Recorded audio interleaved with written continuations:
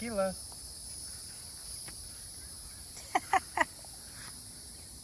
Look at her, huh?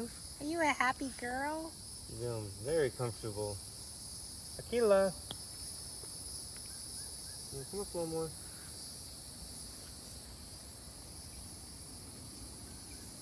Akila. There you go.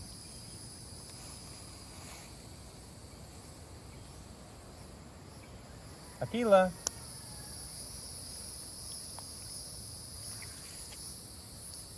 Look at her, huh?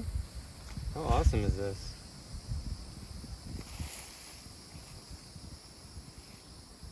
Akila.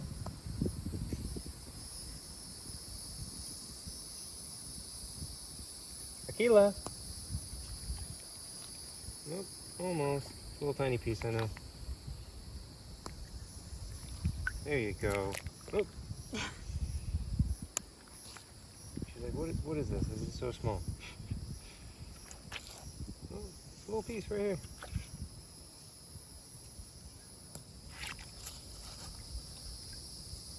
Well, maybe she's not gonna get that one. Here, I'm gonna put a bigger piece next to it. Akila. Akila. There we go. And she still left a little piece.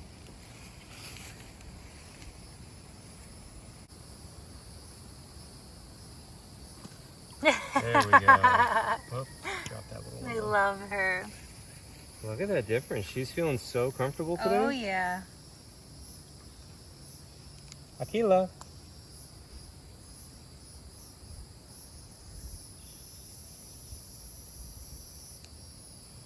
Akila. Oh, she sees the one next to her too. Look at this photo I got. I think that's why she's pausing. Oh, wow. Oh, that's awesome. That's amazing.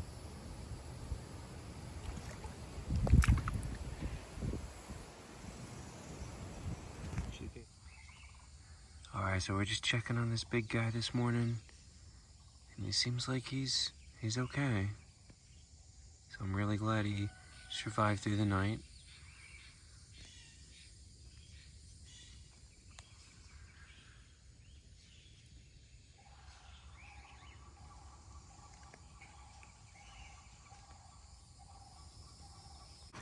Hello. Hi, piggies. Hi, piggies. Hi, Tony. Hi, Daisy. Right, so it is a rainy, wet day. You can see the phone is filming in like low light, kind of. Like it's got the low light mode on, you can kind of tell. Hi, Petunia. Look at this fat belly. Look at this big fat belly after all those watermelons you got to eat yesterday. Yeah? Did you like all that watermelon, Petunia? Daisy, you like the watermelons. Look at the way her ears flop. Petunia's being so good trying to sit for me. I don't actually have any food, Petunia. Oh, hello, Julie. Oh, hi, Daisy. Everybody's being good and trying to sit for me, and I don't have any food for you. Well, I mean, I have food, but it's the food that goes in their bowls. I don't have any treats. I don't have any treats.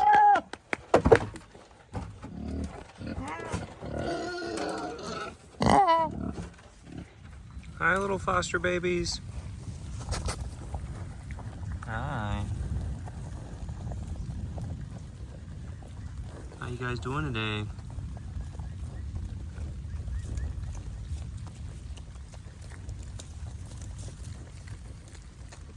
You're so cute.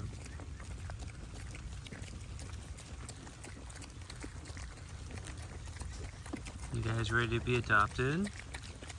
Yeah? Oh, seriously, somebody adopt them. Yeah, so they are up for adoption through Eastern Snouts. If you want to adopt one, you can reach out to them since we are fostering them for Eastern Snouts.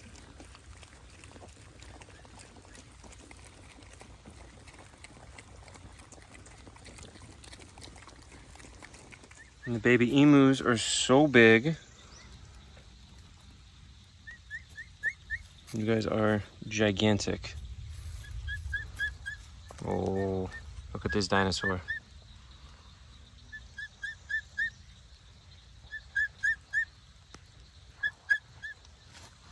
This big dinosaur. Look at those big dinosaur feet. Oh, look at those big dinosaur feet. That fluffy butt. They are so funny. We've been so busy lately. I've not been able to film them as much as I usually do, and you guys have been missing out on all their antics. They're so funny. They get the zoomies and run around and run in the water and roll around on their back, and it's so funny.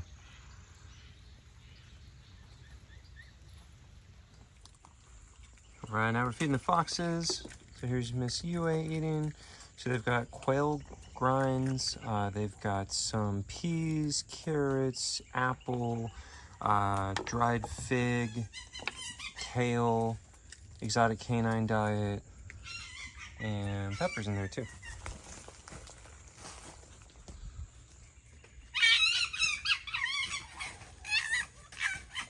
Show her who's boss, Shippo.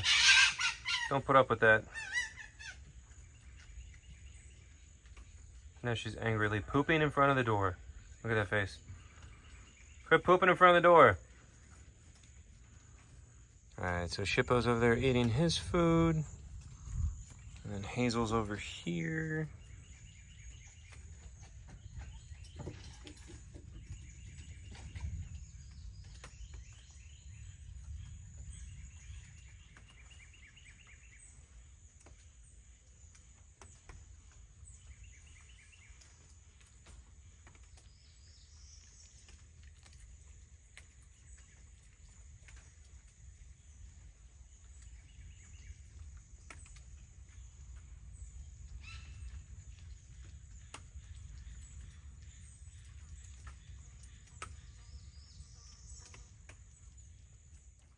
Easy, Lily. So she's in her lockout eating. I was just trying to get some video of her. And as you can see, she's not the friendliest one. That's why we're always very, very cautious with her. Because she will come charging at you and attack you. So now I'm here cleaning up all the quaddy poop. They're in their lockouts. They knocked down one of their hides. It's just always chaos in here with these guys. But yeah, you know, it's not all just fun playing with big alligators and stuff. I gotta sit here and clean up the poop. Somebody's gotta do it.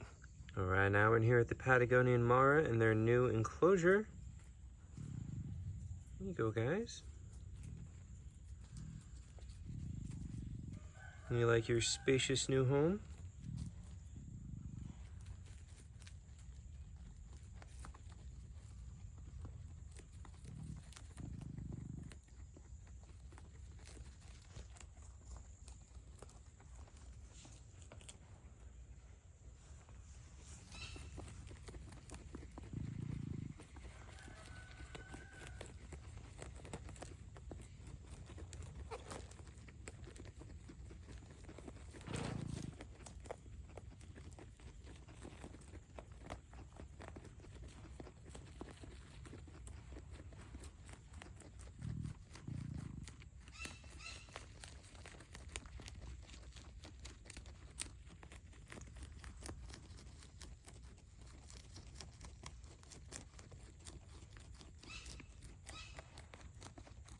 Jelly bean.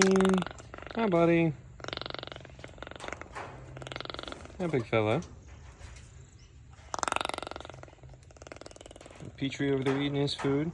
Fed him first so he's not squawking the whole time. And Zazu.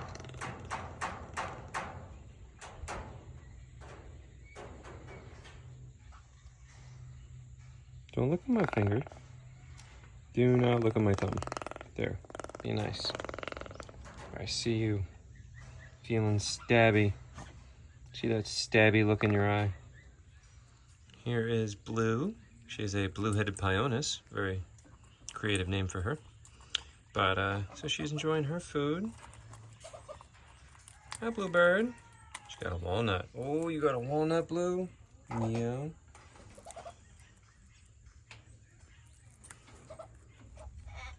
Alright, prairie dog time. Oh, Poppy. You should eat your food, Poppy. Poppy with the fur pants. Here, eat some food, Poppy. Here it is. It's good stuff. Eat your food. Oh, he cares about his pets. Oh, he wants his pets. Oh, Poppy.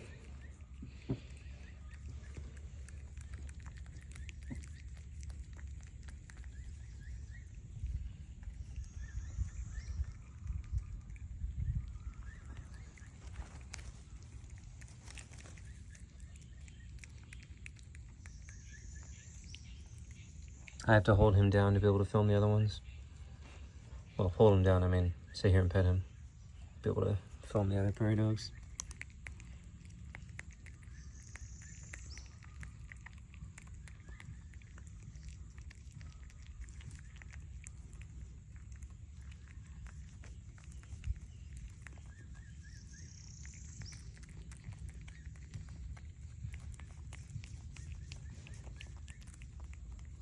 Look at his little fur pants. His little winter coat still on his butt. You wearing fur pants, Poppy? Yeah. You got cute little fur pants.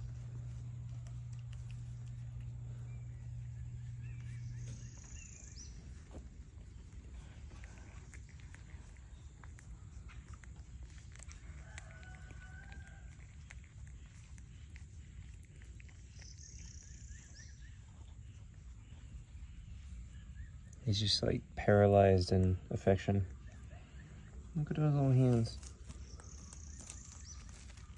There, go eat your food. Go with your friends.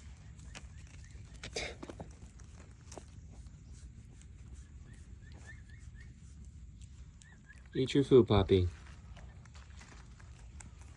Why don't you eat your food? He just wants pets. That's all he cares about. Here, come here. Go. Eat your food. Nope. And look at him, he's got little fur pants on. He's got his winter coat, so he's got like little fur pants on. Oh, Poppy. Oh, Poppy. You're so sweet, Poppy. You're a sweet little baby.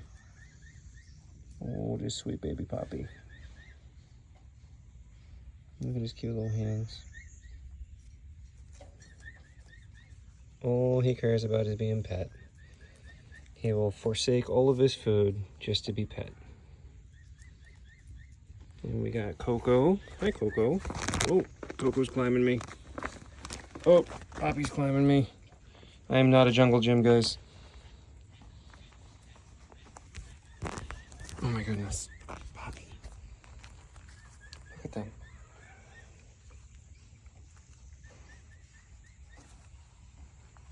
You guys are crazy. Even Harvey. Everybody's trying to climb me.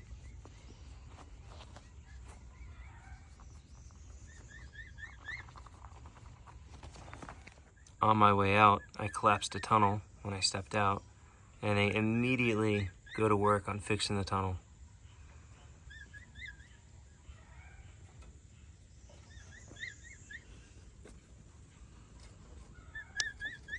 Look at this big old sweet emu. Look at this big baby emu.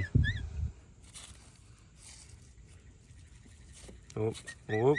Now we're feeding everybody in the small parrot aviary. All the cute little budgies and cockatiels.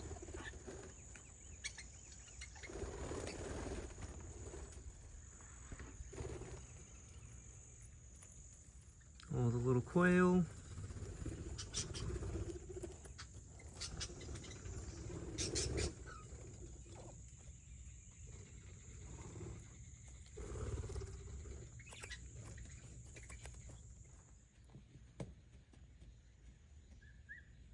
Just missed it. They were just racing around with zoomies. Little guy still got the zoomies. Look at the kicks. They're so funny.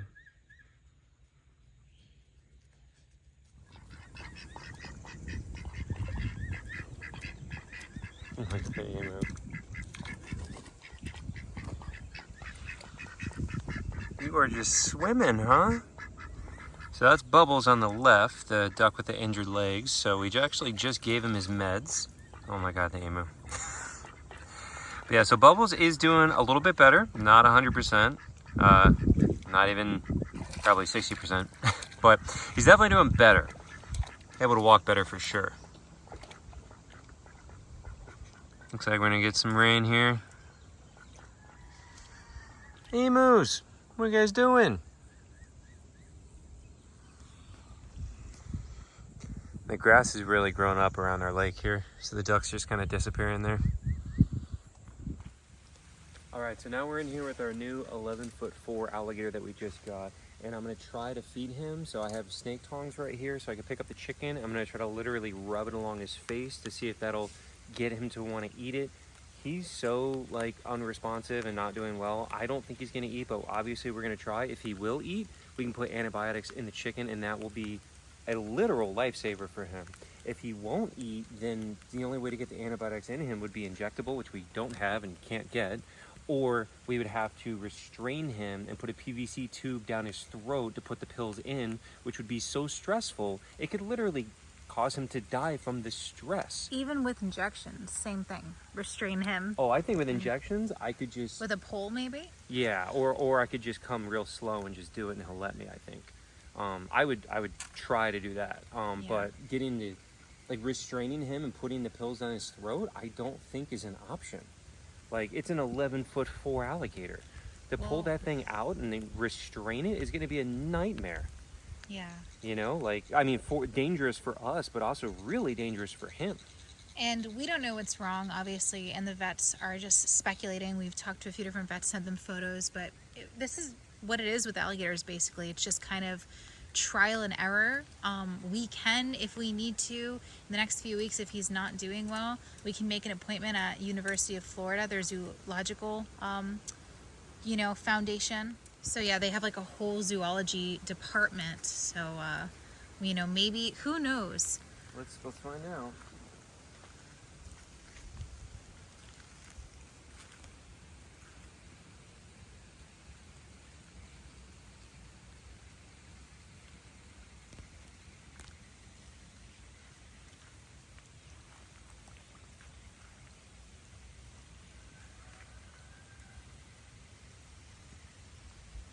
I'll let him sniff it.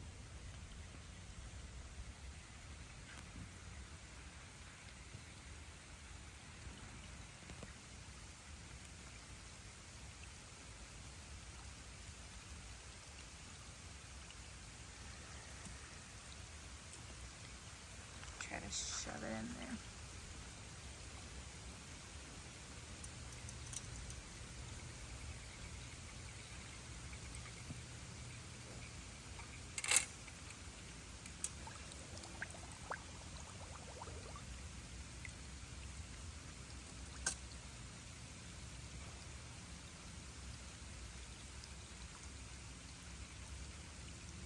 I don't think.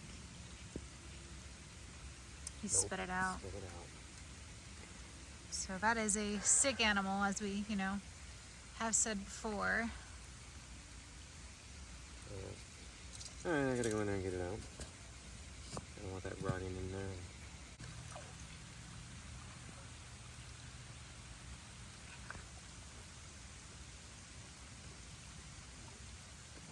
I'm trying not to go swimming for this.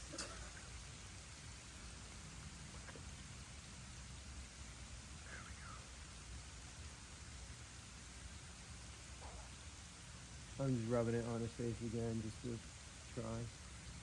We can try to give it to Big Mac. Yeah, that's what we'll do. And we'll try again tomorrow. Maybe he'll be feeling better tomorrow. Maybe he'll eat tomorrow. So it's probably something we'll just try every day. See what we can do. Let's also talk about this, because I think people really do have a hard time understanding. Because obviously you see a leg injury like that and you're like, oh, he has an infection, he's septic. Based on my opinion, which is only 7 years working with these animals, it's not very much, but based on my opinion, I don't think it's related. Based on Chris's opinion of over 20 years, he doesn't think it's related. And we've also, spoken to other crocodilian experts, and they're like, it would be very weird for that to be related. We don't know if this animal is poisoned. We don't know if he has a hook in his stomach. We don't know anything. Ate a plastic bag, it doesn't make sense, you know. Yeah. Or maybe the leg is secondary to whatever was going on, and because he didn't feel good, another big alligator comes and like puffs up against him. He doesn't puff back, and he gets bit. Yeah. You know, like we have no idea. It just Well, so as skinny as he is, he's not like deathly skinny, but he's pretty skinny. He could have already had whatever this ailment is before the leg injury.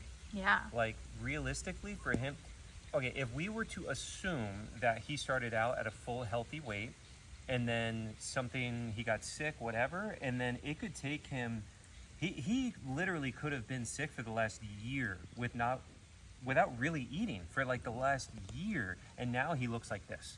And then he just got his leg busted by another alligator or something, you know, like 6 months ago. Like, I'm speculating, but like, that's how it is with these animals though, is that, like, they are so tough, they're so resilient that he could have been sick for the last 8 months, year, whatever you want to say, and now he's starting, you know, he's showing the signs being skinny of not eating, being sick that entire time, and then he got his leg busted by something, or, you know, like, again, we have no idea. Like Gabby said, he could have swallowed a bag, and he doesn't look impacted, so I don't think that's it. Or he swallowed a baited hook or something, that could make sense. Or he swallowed something poisonous. We literally don't have a clue. But to assume that the leg is associated with the rest of it, it is possible for sure. But I have seen so many gators with injured legs and just busted legs and things like that. Why are you making that face? You look like baby Deadpool with the baby legs. Busted legs. I can't take you seriously. I got baby legs. Oh my gosh, yep. It's like the scene in Deadpool. Literally. Well, I don't know how I just noticed that. I was trying to have a serious conversation. Sorry, get out of the water. I can't take you seriously with your baby legs. Ay. Well, anyways, I was trying to say, What are those? don't make fun of my legs. All right. So, anyways, if you can take me seriously now, we just don't know, is what I'm trying to say. It's all speculation. The leg could be the root cause of all this, or it could be unrelated. We have no idea. And the fun part is, I don't know if there's a way to even really know until we can get a vet out here. We don't have a way to just figure it out just by looking at him. Again, we're just speculating. And again, that's more stress, you know, bringing him somewhere for x-rays and blood work and this and that. So Well, here's the other thing too, is like, most vets have never worked on an alligator. A lot of people assume, oh, you just call a vet. No, you don't. I know more about alligator care than 99% of vets, just by being in the industry. Most of the vets that we know, they don't know literally anything about alligators. Thankfully, I'm friends with the best alligator vet, Dr. Mater, but he's down in the Keys. You know, he's like 9 hours away from us on a drive. Like, he can't just come up here. So I've been talking to him. I've been texting with him. He literally wrote the book on reptile medicine and surgery. I've worked with him for years. So we're talking to him. He is the expert. He literally knows everything. But most normal vets, they know literally nothing about alligators. They wouldn't even see an alligator for most of them. We do have some local ones who are awesome and are willing to help. But again, they've never worked on an alligator. You know, they don't really know a lot. The other option would be University of Florida. That is close to us, but they are really good. They're really great, but their costs are astronomical. And they're also booked out for weeks. Yeah. I bet you if I call today, they can't see me for another 3 weeks. And even if they did, what's it going to cost us? 10 grand? Probably. Like, they are astronomical. like literally, it could be $10,000 if we have to bring him in and they set it up and they do X-rays and blood work and all that stuff. And like, I am speculating here. If anybody watches it from there and is like, that's not what we charge, that's what I've heard. So they I wanted don't actually know. $1,800 for a pig spay. $1,800 just to spay a pig. Yeah, so to see an 11'4" sick alligator that's over 300 pounds, you see what I'm saying? Yeah. So like, it's not as easy as just calling a vet like you would for a dog. It's actually really difficult. And speaking of dogs, Emo just bit Bambi. But yeah, so it's just not that simple. It's just not a quick like, oh, just call the vet, they come out. We try to get as many vets as we could yesterday. Here's the other important thing too, is that they have to come to us. We can't transport this animal. For one, we physically don't have the means to do so. My truck, I don't have a topper on the bed yet. I need to get one. We also want to get a trailer that we can put him in just like the trapper had. That's what we want to do. We don't have it yet. And getting that is going to be expensive.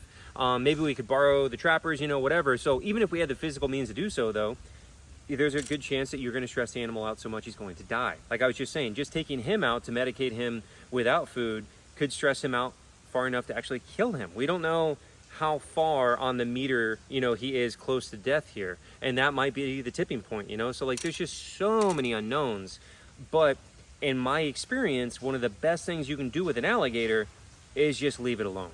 They're so tough, they're so resilient. Most of the time, if you just leave them alone, they heal up on their own. It can take literally months to do so, but most of the time, that's about the best thing you can do for them is just leave them alone. All right, so we're gonna do the same thing with Big Mac and just rub this along his face and see if he'll eat too. I don't think he will, but gotta try.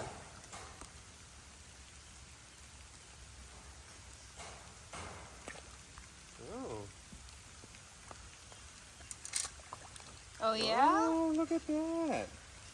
Well, he didn't swallow it yet. Yeah. Let's not get our hopes up.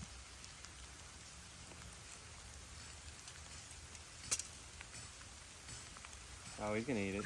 Oh Yeah, my look at gosh, that. heck yeah. Oh boy. Oh my gosh, these alligators are making us look like liars. They're not gonna eat for a month. I've done this so many times and they usually don't. Big Mac. Big Mac. Big Mac. Yeah. There you Woo, go. that's amazing. That is amazing. That's amazing.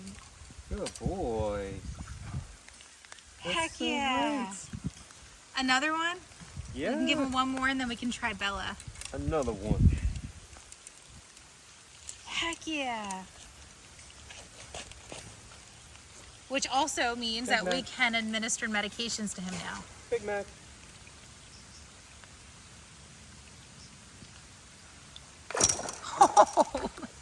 That scared me a little. Yeah, that was a little more defensive, actually. But he's still eating. There He's feeling better. you go. That's amazing. That's so great. So now if we have medicine to give him, we can. Although He's doing good. I don't think he needs anything. I don't think you so know? either. He doesn't have any sign of any infection at all. But that's amazing. Let's try Bella.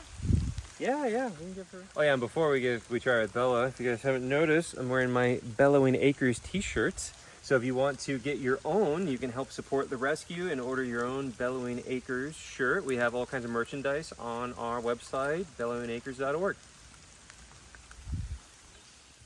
All right, so Bella actually went down to the very bottom. We can't even reach her now. So Gabby's going to go ahead and feed one to Big Mac. Oh my God. Good job, buddy. His pupils are dilating now. You feel better? There we go. All right. Look at these goofballs.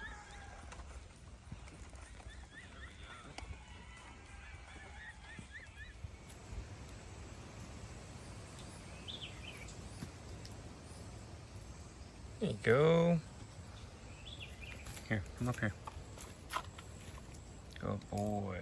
So we're feeding Zahir, the crocodile monitor. There you go.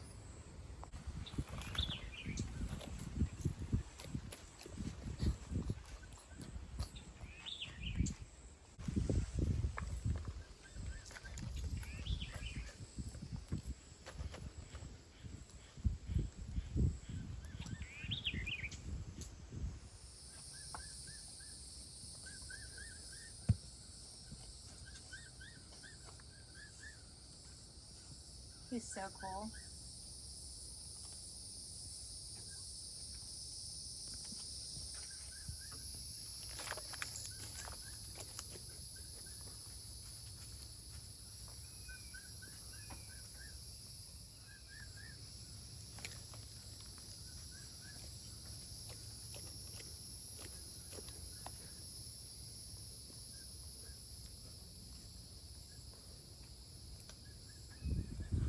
Are you guys taking another bath?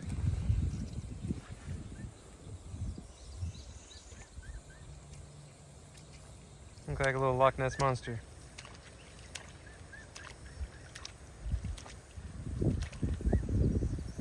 Oh, they're so so precious. I love them so much. They're so funny and cute.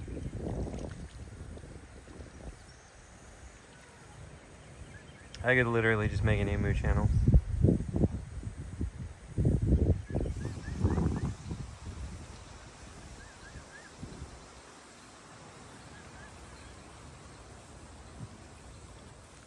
Alright, so now we're out doing a little perimeter walk.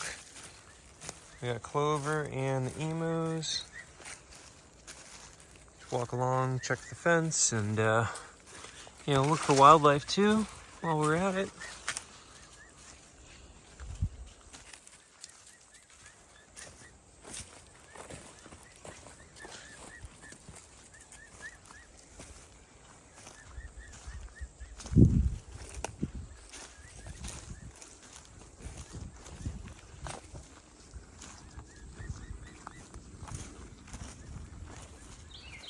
I love this corner of the property.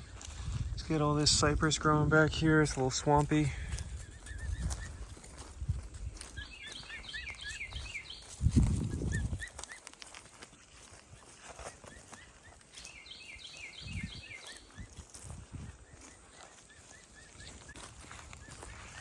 Look at that big fluffy emu butt. They have mop butts. They're so funny. Mop butt.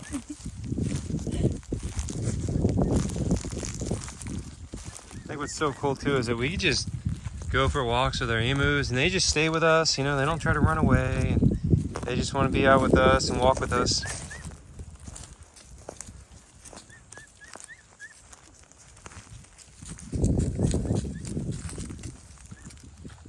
You guys like going for walks? Hi, Asami. So we're doing our night checks now. Feeding Jet and Asami. Hi, Chunk Skunk. Oh, there's Chunky Skunk. What do you got? You stole something you're eating? Yeah, what are you eating? What do you got? What'd you pick? What'd you pick first? Oh, pepper. Big surprise. Feeling daring today, aren't we? There you go. So she's got pepper, corn, apple, banana, peas, carrots, celery, and some freeze-dried raw chicken at the bottom.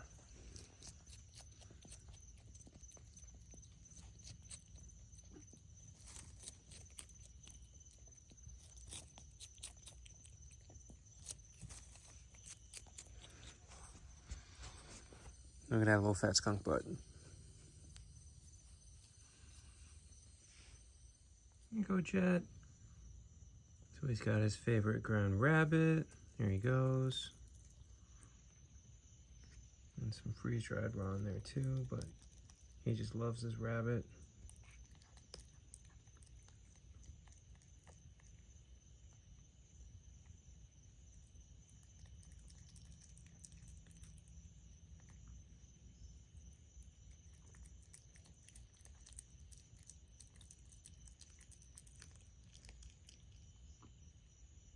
You can see the foxes back there. And then here is Lola Bean. Hi. Hi, baby. Oh, hi, baby.